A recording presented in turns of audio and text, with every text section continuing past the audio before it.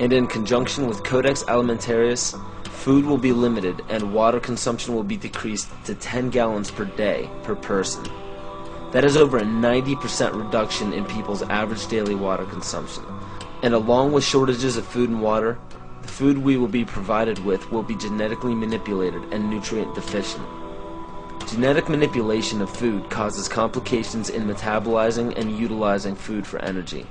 In June of 2003, scientists reported that the gene sequence of the inserted genes into crops had actually changed their order. They had re-scrambled. So the genetic inserts are not stable. Another laboratory confirmed this and found that it had changed in the same varieties in different ways that they had tested. So not only is it unstable and changing, it's not even uniform in the way it's changing. This is incredibly dangerous. Nutrient deficiencies due to Codex's planned vitamin and mineral ban will cause billions of preventable diseases. Both of these will ultimately lead to billions of deaths. The question is then, how do they do it?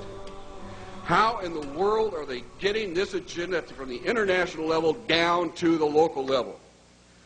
Well, they've got a plan for that too. Now, on the environmental side, there's probably a number of different plans, but from the environmental side, you have an organization called the IUCN, the International Union for the Conservation of Nature. Been in existence since the United Nations was created. It's not part of the United Nations Charter. It's a scientific advisor to the United Nations. But through the IUCN, such programs as ecosystem management, American Heritage Rivers, the Clean Water Initiative, the Endangered Species Act, and all the rules and regulations of the EPA, U.S. Fish and Wildlife Service, the U.S. Forest Service, the U.S. Park Service, and so forth. They also discuss property rights in this particular document.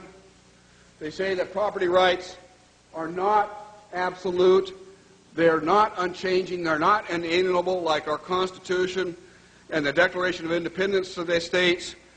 Rather, they are a complex, dynamic, and shifting relationship between two or more parties over space or time. In a biocentric approach, says the IUCN, the rights of nature are defended first and foremost on the grounds of the intrinsic value of animals, plants, rivers, mountains, and ecosystems, rather than simply on the basis of the utilitarian value or benefit to human beings. In other words, nature comes first. Nature's needs comes before man's needs. In a religious context, it's called pantheism, the belief that nature is God. It goes on to say, even worse, people are then members of a community of beings, like human beings, living and non-living.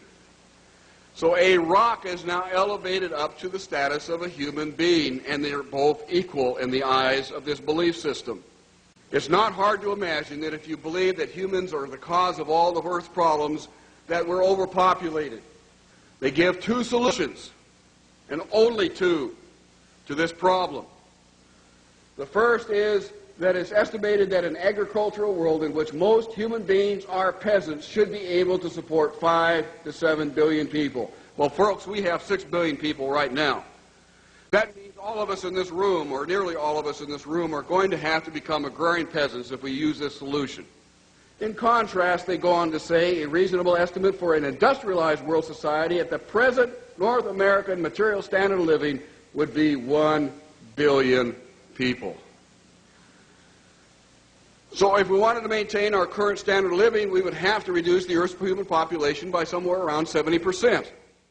In 1970, just 3 years after the publication of the Iron Mountain Report, which calls for, if we're going to create a world government, we can no longer use war as a mechanism to cause fear amongst populations and therefore allow us to control the behavior of populations through fear.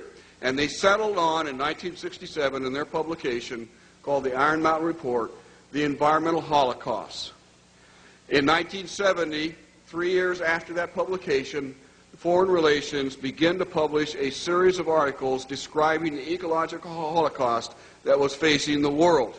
And in this particular issue, the first issue done by George Kennan to prevent a world disaster, where it sums up in 3 points that the eco-crisis is a global threat so great that it endangers all of life on Earth.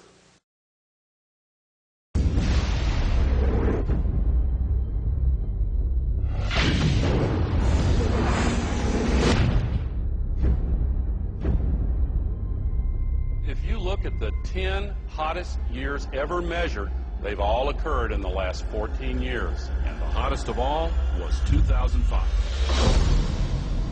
We are causing global warming. This is really not a political issue so much as a moral issue. Temperature increases are taking place all over the world, and that's causing stronger storms. Is it possible that we should prepare against other threats besides terrorists? The Arctic is experiencing faster melting. If this were to go, sea level worldwide would go up 20 feet. This is what would happen in Florida. Around Shanghai, home to 40 million people. The area around Calcutta, 60 million. Here's Manhattan. The World Trade Center Memorial would be underwater. Think of the impact of a couple 100,000 refugees, and then imagine 100 million. Those who deny global warming are just flat out wrong. Ellen Goodman from the Boston Globe wrote, "Let's just say that global warming deniers are now on par with Holocaust deniers."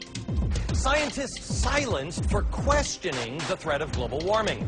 I know that I've had several friends who have essentially been told that if you speak out on climate change, you must do so as an independent citizen. If you do so through our organization or through our institution, you will essentially be fired.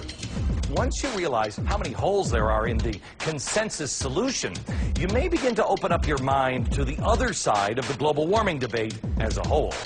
The only consensus I'm aware of is that it's warm in the last century. They completely ignore the fact that there's this thing called the Oregon Petition that was signed by 19,000 professionals and scientists who don't agree with the idea that we are causing climate change. I can't tell you how many calls I've received from parents saying their kids are now being shown an inconvenient truth completely unchallenged, not just in science class, but in art and math classes. I have to speak out and say that the science we have is still incomplete. And the science we're being told by the IPCC is really incorrect science. Global warming, paradoxically, causes not only more flooding, but also more drought.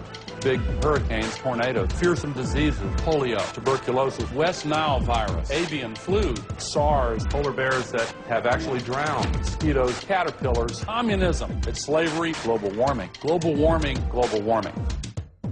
Aurelia Pecci, who actually created the Club of Rome, and it's the inner circle of the global elitists in 1991, stated that while searching for a new enemy to unite us, we came up with the idea that pollution, the threat of global warming, and the like would fit the bill.